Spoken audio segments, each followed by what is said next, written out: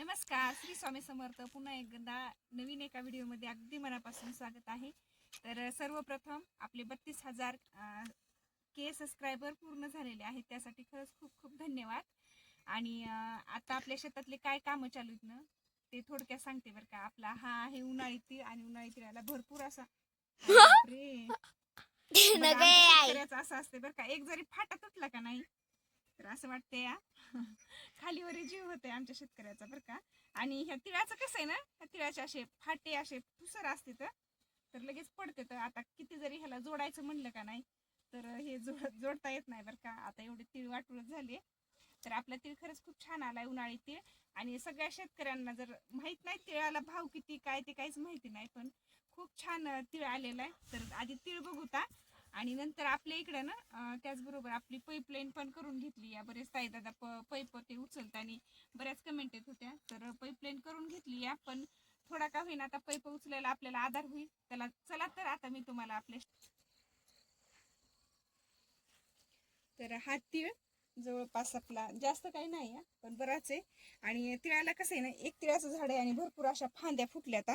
तर ह्या बियाचा विचार केला तर आम्ही मागवलं होतं हे बी. तर गोदावरी सीड्स असं नाव होतं बियाचं आणि उन्हाळी तीळ म्हणून होता, तर तेच पेरलेलं आहे. आणि त्याचबरोबर ना तर असं म्हणजे छान आलाय आपला तीळ. आणि आता पण आणखीन खालून भरपूर अशा बोंड्या लागल्यात आणि वर पण असे फुलं लागायला चालूच आहेत. आणखीन आता सध्या तर काही पाणी नाहीला चालू केलं, तर पाणी 2-3 वेळेस दिले. पहिल्यांदा रेनबो पाईपाने दिले आणि नंतर आपल्या हे चालू केले, आता तुषारनं चालू केलेले. तर चला, आपला छोटासा इथे एक आंबा आहे. आंब्याला काही जास्त आंबे लागले नाही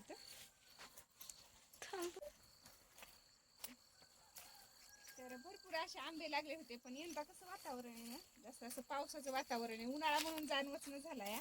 थोडे दिवस ऊन पडायला की लगेच काहीतरी वारं कावदान चालू आहे. तर भरपूर असे आंबे लागले होते. आपला छोटा जरी आंबा असला तरी भरपूर असे आंबे लागले होते. पण आता थोडे थोडेच राहिले बरं का, तरी पण बरे दिसायले. तर पाड लागेपर्यंत हे पण राहतात का नाही की मोजून बघितले तर 27 होते. 27 का? फक्त 27 राहिलेत. आणि सुरुवातीला तर इतका तौर होता ना, भरपूर असा तौर होता. तर लेकरांनी मोजले आंबे. आणि नंतर तिकडं पण झाड आहेत आपले आंब्याचे, हे एकच इथं लावलंय. आणि आता यंदा भरपूर अशा आंब्याचे झाडं लावायचे आपल्याला कडीकडीनं.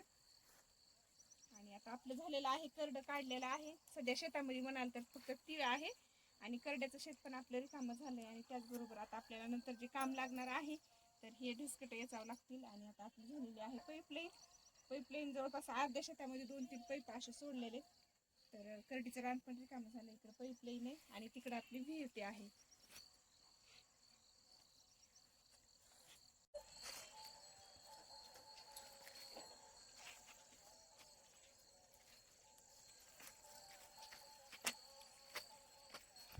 शेतातले कामं किती बी संपले म्हणलं ना तरी पण संपत नाही.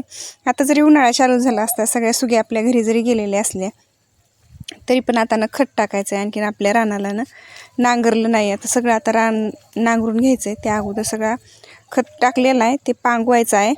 त्याचबरोबर जे काही गुळीचे ढिगा आहेत ते पण सगळे शेतामध्ये पांगवायचे आहेत. आणि इकडं ज्याचे ज्वाऱ्याचे चालू आहेत का नाही ते ज्वाऱ्याचे कडबा गोळा करायची कामं चालू आहेत बऱ्याच जणांची. तर आज झाली आपली पाईपलाईन करायची झाली आणि सगळं जोडाजोडीचं पण काम चालू आहे तिकडं. त्याचा धूर होता, ते पाईप ते जोडायला लावला होता. तर आता इकडं आमचं शेड आहे आणि इकडं तुषारचं आणि नंतर इकडं विहीर आहे. तर आता सगळे खळे तर झालेत आपले, फक्त आता राहिलंच आपलं तिळाचं. तीळ काय आणखीन झालं नाही. आजचा व्हिडिओ कसा वाटला